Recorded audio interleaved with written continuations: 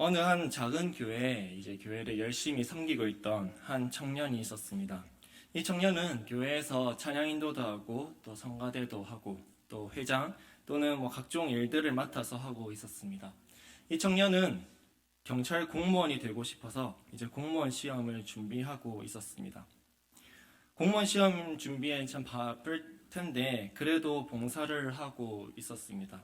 그런데 참 안쓰러웠던 것은 이 매 시험마다 떨어지는 거였습니다. 매 시험마다 떨어지니까 또 낙심하고 또 포기할 만도 한데 계속 시험을 쳤습니다. 그러던 어느 날 이 친구가 1차에 합격을 하게 되었습니다. 주변에서 굉장히 많이 놀랐습니다. 왜냐하면 기대하지 않았던 결과였기 때문입니다. 2차 시험을 치고 2차 결과 역시나 합격이었습니다. 3차만 합격을 하게 되면 최종 시험에 모두 합격하게 되는 것이었습니다.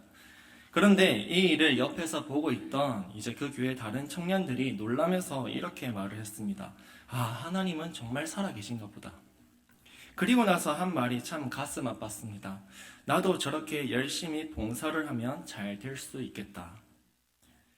이 청년들에게는 이 교회에서 봉사를 하는 것이, 교회에서 많이 섬기는 것이 자신이 이루고자 하는 목표를 이룰 수 있는 도구로만 생각하고 있었던 것입니다. 하나님의 사랑을 받은 자로서 감사함으로 이 섬김을 감당하는 것이 아니라 하나님과 모종의 거래를 하고 있듯이 교회의 섬김을 그렇게 생각하고 있었습니다. 내가 많이 섬기면 하나님께서 복을 많이 주시겠지. 마치 섬김과 봉사, 교회에서 행하는 어떤 행동들이 자신의 삶을 윤택하게 만든다고 이렇게 생각하면서 봉사를 하겠다, 섬기겠다는 이런 것들이 공식화되어 버린 행동들을 보이고 있습니다. 어쩌면 많은 교회에서 이렇게 가르쳐서 그럴지도 모릅니다. 교회를 섬겨야 복을 받는다. 교회에서 많은 것을 감당하면 하나님께서 복을 많이 주신다. 물론 틀린 말은 아닙니다. 예수님의 몸된 교회를 잘 섬기면 하나님께서 복을 주십니다. 그 복의 개념이 우리가 생각하는 그런 일반적인 그런 복의 개념과는 다를 수는 있지만 하나님께서 복을 주십니다. 그러나 이러한 것들이 마치 수학 공식이니 마냥 여겨지게 되면서 우리의 신앙이 하나님과 우리와의 관계가 아버지와 자녀와의 관계가 아니라 거래적 관계가 되어버린다라는 것입니다. 하나님이 갑, 내가 을 같이 생각하게 되면서 이런 것들이 문제가 된다라는 것입니다. 우리의 섬김이, 우리의 봉사가 거래를 할 수 있는 것으로 전락해 버리는 것이 오늘날 우리들의 문제가 아닐까요? 교회에서도 어떤 일을 진행하는 데 있어서 그 일을 잘하고 싶어서 그 일을 잘 성사시키면 주변에서 인정을 해주니까 앞에서 말은 하나님의 영광을 위해서 일을 한다고 말을 합니다. 하지만 정작 마음속에서는 그 일이 잘 안 되었을 때 실망감을 안게 되는 것이 우리의 모습이진 않습니까? 물론 그 일이 교회 일이든지 섬김이든지 잘 되어야겠죠. 그러나 그 일이 하나님의 영광보다 우선시 되어 있지는 않은가요? 왜 이런 일들이 개인적으로나 또 교회 공동체 내에서 일어나게 되는 것일까요? 왜냐하면 그 속에 예수 그리스도가 없기 때문입니다. 예수 없이 섬기면, 예수 없이 신앙생활을 하면 남는 것은 실패와 좌절과 실망밖에 없습니다. 예수 없이 교회가 일을 감당하게 되면 다툼과 시기와 질투가 남게 된다는 것입니다. 예수 없이는 세상에서 일어나는 일들이 교회 속에서 똑같이 일어나게 됩니다. 이런 모습이 오늘 말씀 속에서도 일어나고 있습니다. 유대인의 명절에 예루살렘에 예수님께서 올라가셨습니다. 어떤 명절인지는 정확하게 알 수는 없지만 많은 사람들이 예루살렘으로 올라왔을 것입니다. 명절이니까 기뻤겠죠. 하지만 그 속에서도 암울한 곳이 있었습니다. 이 예루살렘에 양문이라는 쉽게이트라는 이 곁에 히브리 말로 베데스다라는 연못이 있는데 그곳에 많은 환자들, 시각장애인들, 지체장애인들, 중증장애인들이 누워 있었습니다. 그곳에 누워 있는 이유를 오늘 말씀에서는 이렇게 말을 합니다.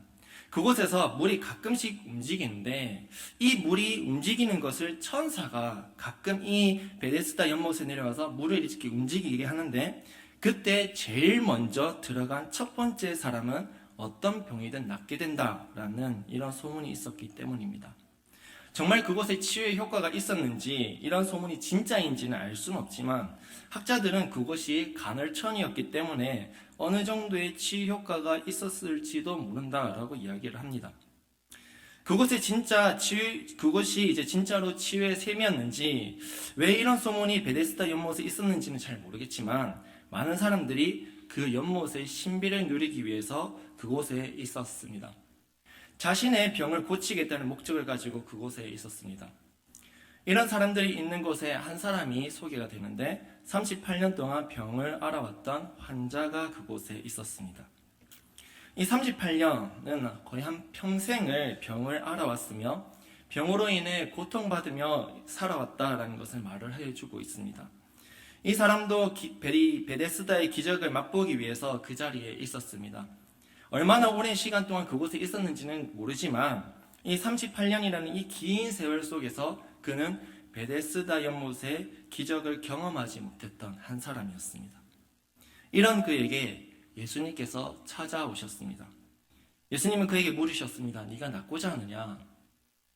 이 환자가 얼마나 오랫동안 아파왔는지는 예수님께서 알고 계셨습니다. 그럼에도 이 질문을 하셨다는 것은 이 환자가 오랫동안 그곳에 있으면서 잊고 있었던, 어쩌면 희미해졌던 그 갈망을 건드리신 것입니다. 이 질문에 이 환자가 이렇게 대답을 합니다. 주여, 물이 움직일 때 나를 못에 넣어주는 이가 없어서 내가 가는 동안에 다른 사람이 먼저 내려가나이다. 아마도 이 환자는 다리를 못 쓰는 환자 또는 몸을 움직일 수 없는 병을 가지고 있었던 것 같습니다. 그래서 누군가의 도움이 반드시 꼭 필요했고 그 도움으로 베데스다 연못에 들어가기를 희망했던 사람이었습니다. 그러나 그토록 오랜 시간 동안 그곳에 있었지만 그 베데스다 연못에는 단 한 번도 들어가 보지도 못했고 38년 동안 병을 앓아서 어쩌면 그곳에서 제일 아픈 사람이었고 가장 치료가 필요했던 사람일지도 모르는데 누구도 이 환자에게 관심을 가지지 못했다는 것은 그곳이 얼마나 치열했던 장소였는지를 우리가 알 수 있습니다. 왜냐하면 베데스다 연못의 기적은 단 한 명만, 제일 먼저 1등만이 혜택을 누릴 수 있었기 때문입니다. 이 환자의 대답을 들으시고는 예수님께서 이렇게 말씀하셨습니다. 일어나 네 자리를 들고 걸어가라. 그러자 이 환자가 나아서 자리를 들고 걸어가게 됩니다. 오늘 본문은 이렇게 끝이 납니다. 38년 된 환자가 그토록 바라던 베데스다가 아니라 예수님께서 고쳐주셨습니다.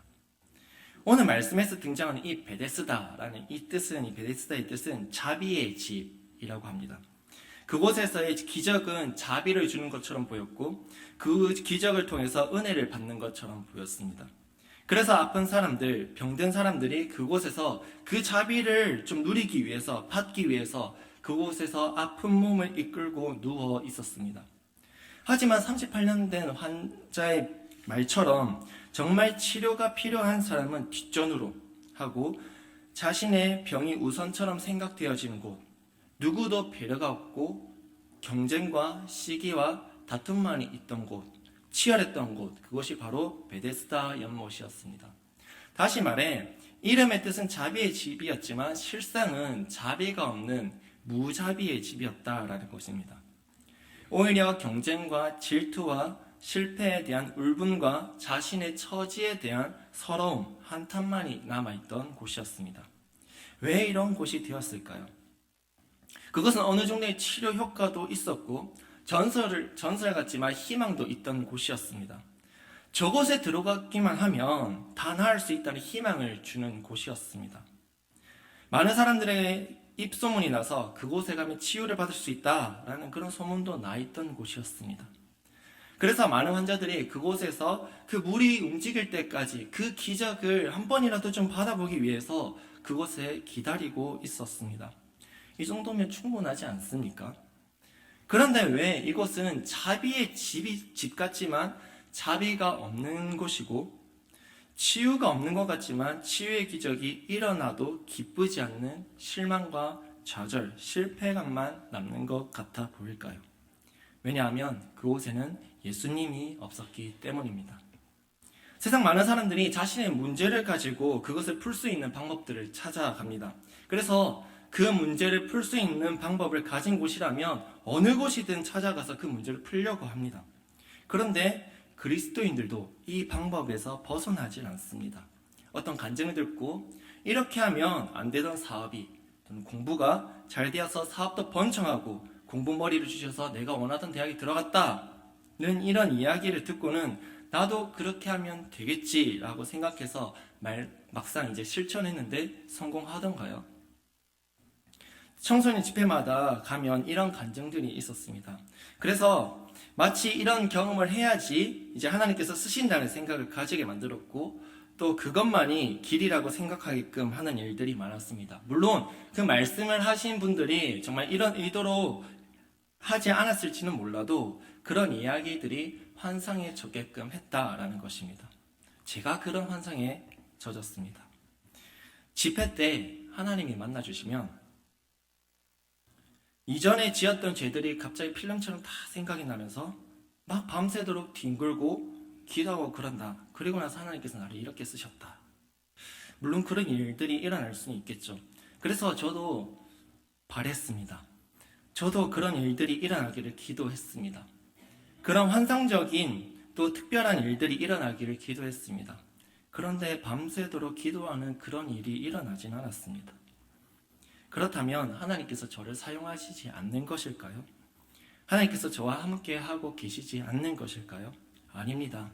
하나님은 이런 경험이 있든 없든 우리와 함께하고 계십니다.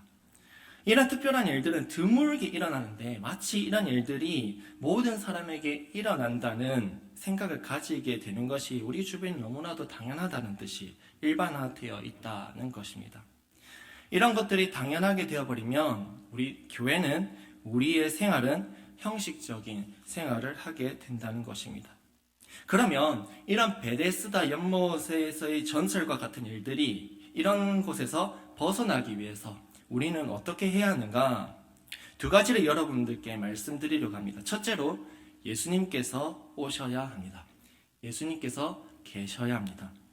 오늘 본문은 크게 두 부분으로 나눌 수 있습니다. 2절에서 4절까지는 베데스다 연못이라고 하는 곳에서의 설명을 하고 있고 5절에서 9절은 그 연못에 오신 예수님과 38년 된 환자와의 모습을 그리고 있습니다. 그런데 이 두 부분에는 차이점이 한 가지가 있습니다. 2절에서 4절은 예수님이 오시기 전의 상황을 그리고 있고 5절에서부터 9절은 예수님께서 오신 상황을 그리고 있다는 것입니다. 정리하면 예수님이 계시기 전 상황은 이상한 소문이 돌고 있었고 그 소문이 사람들의 생각을 지배하고 있었습니다. 1등만 기억하는 곳, 경쟁과 시기와 질투만이 남아있던 곳, 정말 치료가 필요한 사람은 치료를 받지 못하는 곳이었다라는 것입니다. 그래서 그곳에 있으면 막 치료가 되었을 때 기쁨이 넘치고 서로 축하해주고 기뻐해주고 그런 기쁨을 나눌 수 있는 자리여야 하는데 오히려 낙심과 울분과 외로움만이 남아있는 곳이었다라는 것입니다.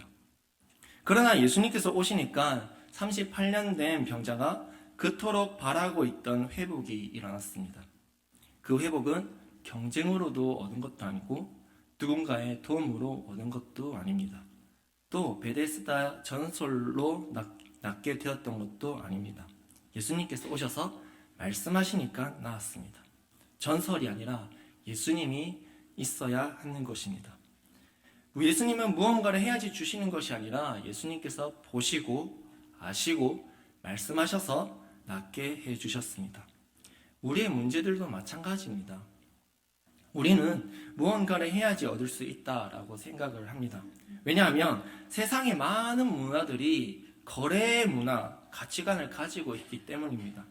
이것을 주면 내가 이것을 얻을 수 있고 이것을 얻으려면 그에 상응하는 가치를 가진 물건이나 또는 행동을 해야지 얻을 수 있다라고 생각하기 때문입니다.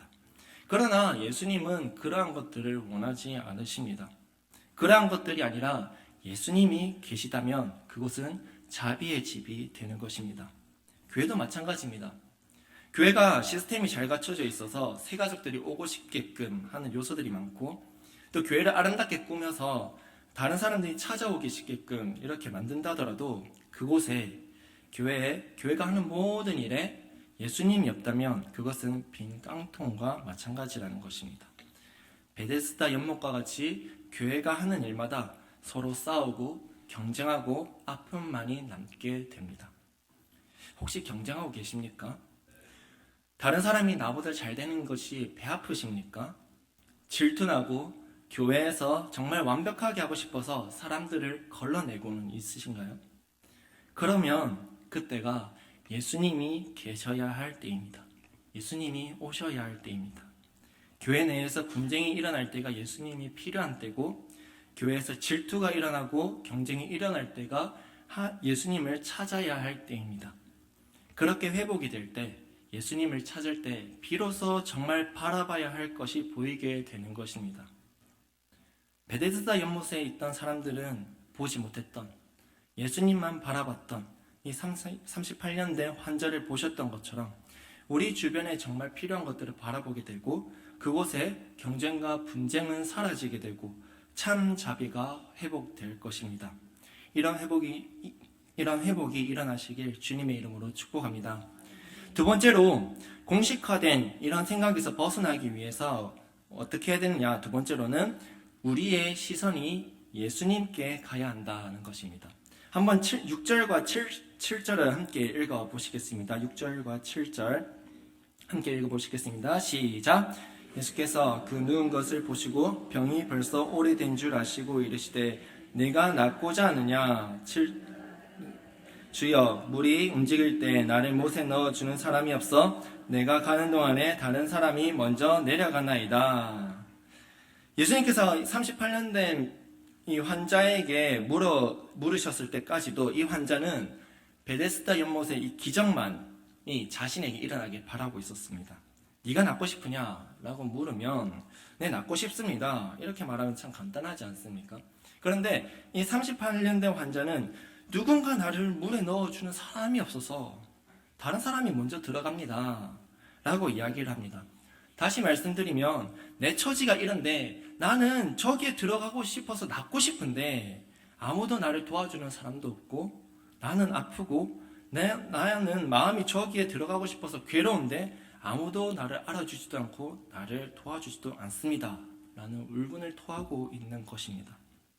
여전히 자신은 저곳에 들어가기만 하면 나을 수 있다는 생각을 가지고 있었고, 여전히 이 38년 된 환자는 예수님이 찾아오셨지만 시선은 베데스다의 전설에만 있었습니다.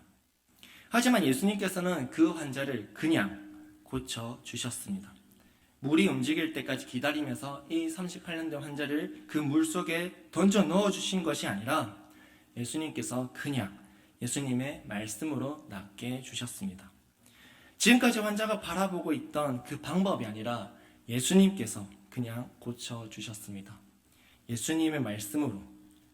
8절에 보시면 예수께서 이르시되 일어나 내 자리를 들고 걸어가라 하시니, 9절 그 사람이 곧 나아서 자리를 들고 걸어가니라.